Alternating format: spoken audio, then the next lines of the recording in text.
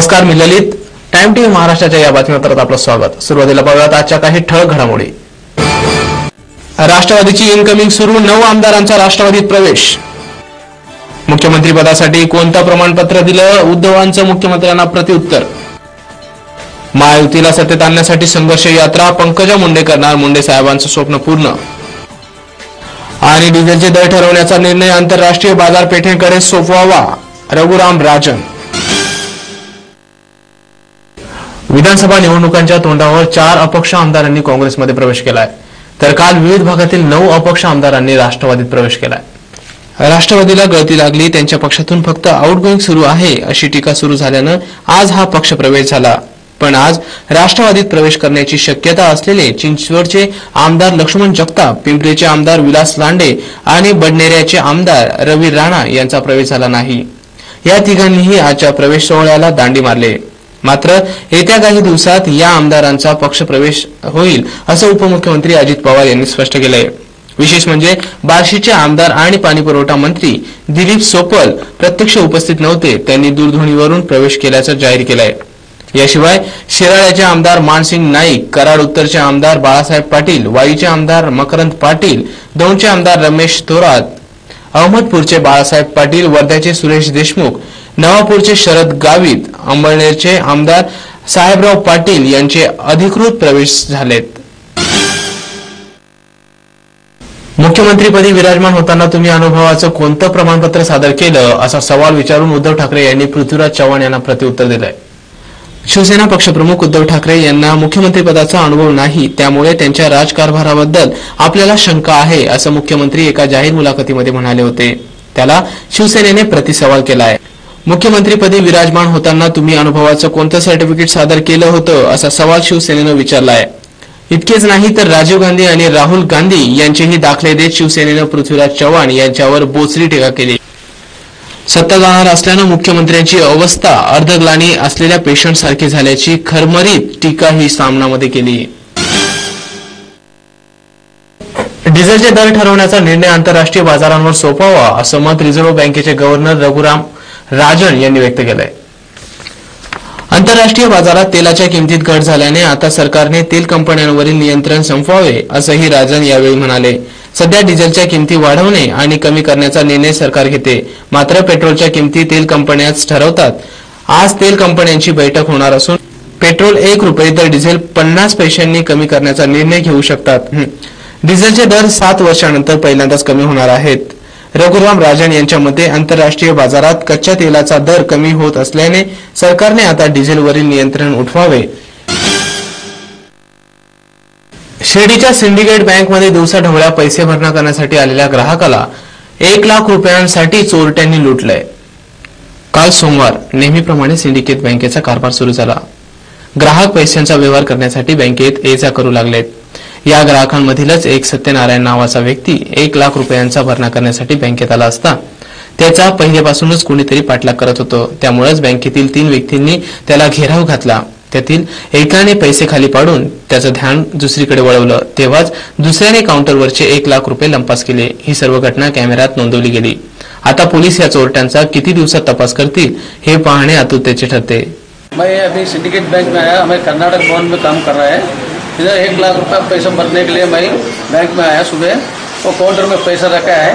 वो उस टाइम में कोई पीछे लोग आके मेरे को पैसे तुम्हारा पैसा गिरा है बोल दिया. मैं पीछे घूम के वो पैसे लेने के लिए दे गया. फिर रिटर्न करने के बाद वो मेरा पैसा चला गया. वो पीछे आदमी था, वो कोई लेते हैं. मैं बाहर आया, मुझे नहीं दिखाई दिया. ये कंप्लेंट बारे में इसको बैंक में बोला है, पुलिस वाले ने कंप्लेंट किया है. दिवंगत नेते गोपीनाथ मुंडे यांचं महायुतीला सत्तेत आणण्याचं स्वप्न साकार करण्यासाठी मी संघर्ष यात्रा काढल्यात असं पंकजा मुंडे यांनी सांगितलंय. पंकजा मुंडे यांनी सुरू केलेली संघर्ष यात्रा आज सोलापूरमध्ये दाखल झाली. यावेळी बोलताना आमदार पंकजा मुंडे म्हणाल्या, केंद्रीय ग्रामविकास मंत्री तथा दिवंगत नेते गोपीनाथ मुंडे यांचं महायुतीला सत्तेत आणण्याचं स्वप्न पूर्ण करण्यासाठी मी ही संघर्ष यात्रा सुरू केली. सत्ता परिवर्तन ही काळाची गरज आहे. त्यासाठी मी अहोरात्र प्रयत्न करणार आहे. लोक माझ्यामध्ये मुंडे साहेब पाहतात, परंतु मी मुंडे साहेबांना कोठे पाहू? मला मुंडे साहेब तुमच्यामध्ये दिसतात. माझ्या ठिकाणी साहेब असते तर त्यांनी या भ्रष्टाचारी सरकारची लक्तरे वेशीवर टांगली असती. आज ते नाहीत, त्यांचं स्वप्न मी पूर्ण करणार असल्याचं पंकजाताई मुंडे यांनीच म्हटलंय. यावेळी शहर भाजपच्या पदाधिकारी आणि कार्यकर्ते मोठ्या संख्येने उपस्थित होते. सोलापूरमधून टाइम टीव्ही सोबत मुदस्सर शेख. महाराष्ट्रात विधानसभेचं बिगुल वाजलंय, त्यामुळे सर्वीकडे उमेदवार तयारीला लागले. जळगाव जिल्ह्यातील पाचोरा भडगाव मतदारसंघात सुद्धा राष्ट्रवादी आधीच चढाओढ असताना या संघातील राष्ट्रवादीचे विद्यमान आमदार दिलीप वाघ यांच्यासोबत तिकीट मिळवण्यासाठी डॉक्टर अस्मिता पाटील यांचेही शर्थीचे प्रयत्न चालू आहेत. डॉक्टर अस्मिता पाटील म्हणतात, मतदारसंघाचा विकास झालेला नाही, त्यासोबत शैक्षणिक विकास हा सुद्धा महत्वाचा आहे. या सर्व बाबी लक्षात घेऊन आपण पक्षाकडे तिकीट मागितले आहे. तरी दुसरीकडे विद्यमान आमदार दिलीप वाघ यांचा दावा आहे की त्यांनी मतदारसंघात 100 कोटी रुपयांची विकास कामे केली आहेत. म्हणजे या मतदारसंघामध्ये खूप काही करण्यासारखं आहे. माझं जन्मगाव हे आहे. शिक्षण क्षेत्रामध्ये असंख्य प्रकारचे कॉलेजेस इथं काढण्याच्या संधी आहेत. उद्योग धोरण इथं कुठल्याही प्रकारचा उद्योगधंदे नसल्यामुळे त्याच्यामध्ये सुद्धा स्कोप आहे. शेती विषयाशी निगडीत भरपूर काही करण्यासारखं आहे. या दोन्ही तालुक्याचे सर्वात मोठं दुर्दैव म्हणजे जवळून गिरणा नदी वाहत असताना सुद्धा या दोन्ही तालुक्यांमध्ये 22 दिवस प्यायला पाणी मिळत नाही. दिलीप वाघ सध्या विद्यमान आमदार असले तरी त्यांच्यावरील बलात्काराच्या आरोपामुळे त्याचं तिकीट कापलं जाण्याची शक्यता वर्तवली जात आहे. मात्र आपल्याला तिकीट निश्चित मिळेल आणि खरी लढत आपल्यात आणि शिवसेनेच्या उमेदवारातच असणार असंही वाघ यांनी म्हटलंय. डॉक्टर अस्मिता पाटील यांनी मतदारसंघात विविध कार्यक्रमाच्या माध्यमातून जनसंपर्क वाढवला आहे. महिला सक्षमीकरणाचे धोरण राष्ट्रवादी पक्षात आहे आणि त्या दृष्टिकोनातून पक्षश्रेष्ठी आपला विचार करतील असा त्यांनी दावा केला आहे. मात्र दोन्ही उमेदवारांनी पक्षश्रेष्ठीचा निर्णय मान्य करण्याची ग्वाही सुद्धा दिली आहे. संपूर्ण जिल्ह्याचे लक्ष लागून असलेल्या या मतदारसंघात तिकीट कोणाला मिळते आणि कोण काय भूमिका घेते हे मात्र राष्ट्रवादी पक्षाकडून उमेदवारी घोषित झाल्यावरच स्पष्ट होईल. Bureau report, time TV Maharashtra. गेल्या 5 वर्षामध्ये 100 कोटी रुपयाची विकासकामे मतदारसंघात केली तालुक्यांमध्ये. त्या विकासाच्या मुद्द्यावरच निवडणूक लढवणार. सोलापूर जिल्ह्यातील माळशिरस पंचायत समितीवर स्वाभिमानी शेतकरी संघटनेच्या प्राध्यापिका रुपाली बेनगुडे यांची सभापतीपदी निवड झाली आहे. या पंचायत समितीवर पहिल्यांदा स्वाभिमानी संघटना विराजमान होणार आहे. सोलापूर जिल्ह्यात राजकीयदृष्ट्या महत्वाच्या मानल्या जाणाऱ्या माळशिरस पंचायत समितीवर स्वाभिमानी शेतकरी संघटनेने प्रथमच झेंडा फडकवला. पंचायत समितीच्या नूतन सभापतीपदी प्राध्यापिका रुपाली बेनगुडे तर उपसभापतीपदी शुभांगी देशमुख यांची निवड मतदान प्रक्रियेने झाली. माळशिरस पंचायत समितीमध्ये राष्ट्रवादीचे 11 तर विरोधी स्वाभिमानी शेतकरी संघटनेसह सर्वपक्षीय आघाडीचे 11 सदस्य आहेत.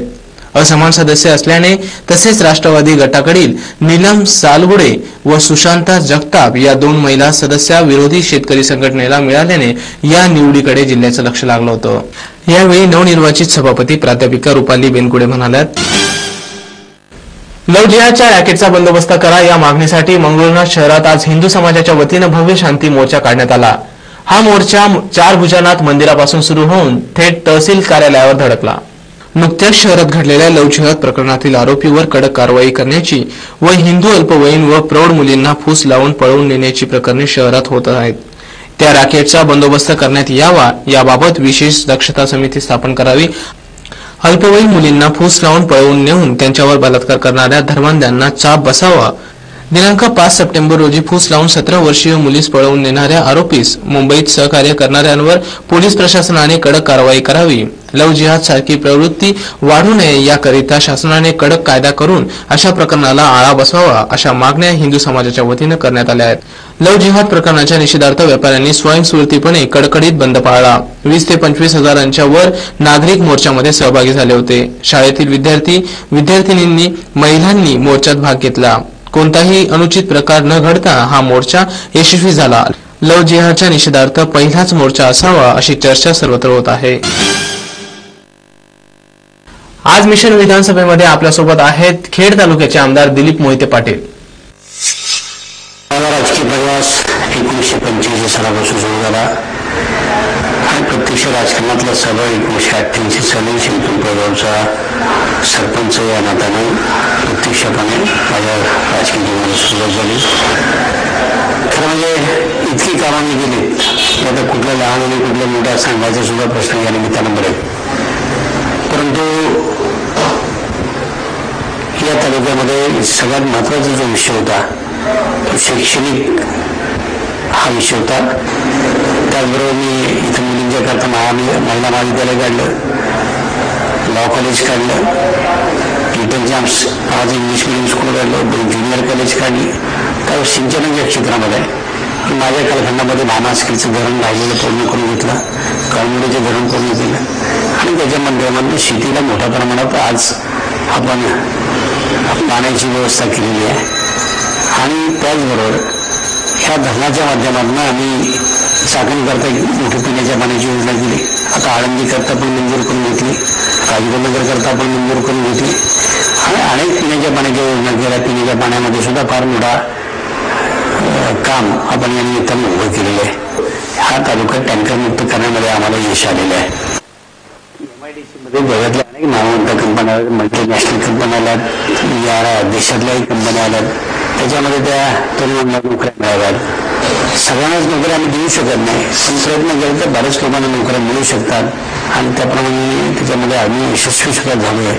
शेवटी आमच्याकडे जी इंडस्ट्री ती ऑटोमोबाईल इंडस्ट्री आहे आणि ऑटोमोबाईल इंडस्ट्रीमध्ये काम करणारे कुशल कामगार लागतात. त्यातलं सगळ्यात मोठं जे तीर्थक्षेत्र ते आळंदी आहे. आळंदीनंतर ते भीमाशंकर आहे. 12 ज्योतिर्लिंगापैकी एक ज्योतिर्लिंग भीमाशंकरला आहे. परंतु ते अभयारण्यामध्ये असल्यामुळं त्या ठिकाणी फारशा सुविधा आम्ही भक्तांच्या करता करू शकत नाही. त्याच्याकरता फॉरेस्टचे नियम शिथिल करावेत असा प्रयत्न आम्ही या निमित्तानं करतोय. ते जाणारा रस्ता असेल, आणखीन काही पर्यायी रस्ते असतील, याच्या संदर्भामध्ये आम्ही निश्चितपणाने त्या ठिकाणी प्रयत्नशील आहोत. परंतु अभयारण्यातले जे नियम अत्यंत किचकट आणि कडक असतात, त्यामुळे तिथं मर्यादा आहेत. पण आळंदीकरता आज राज्य शासनानं कोट्यावधी रुपये, 250 ते 300 कोटी रुपये आम्हाला दिले आहेत आणि त्याचा संपूर्णपणे विकास आम्ही या निमित्तानं करतोय.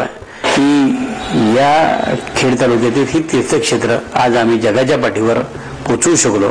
आळंदीसारखं तीर्थक्षेत्र असेल, भीमाशंकर सारखं तीर्थ आहे, हे आंतरराष्ट्रीय दर्जाची तीर्थक्षेत्र भविष्यामध्ये आम्हाला करायची आणि निश्चितपणे आम्ही त्याच्यामध्ये यशस्वी होऊ. जाता जाता पुन्हा एक नजर टाकूयात आजच्या काही ठळक घडामोडींवर. राष्ट्रवादीची इनकमिंग सुरू, 9 आमदारांचा राष्ट्रवादीत प्रवेश. मुख्यमंत्री पदासाठी कोणतं प्रमाणपत्र दिलं, उद्धवांचं मुख्यमंत्र्यांना प्रत्युत्तर. महायुतीला सत्तेत आणण्यासाठी संघर्ष यात्रा, पंकजा मुंडे करणार मुंडे साहेबांचं स्वप्न पूर्ण. आणि डिझेलचे दर ठरवण्याचा निर्णय आंतरराष्ट्रीय बाजारपेठेकडे सोपवावा, रघुराम राजन. याचबरोबर हे बातमीपत्र संपलं. पुन्हा भेटूया नवीन बातमीपत्रात. पाहत राहा टाइम टीव्ही महाराष्ट्र. नमस्कार.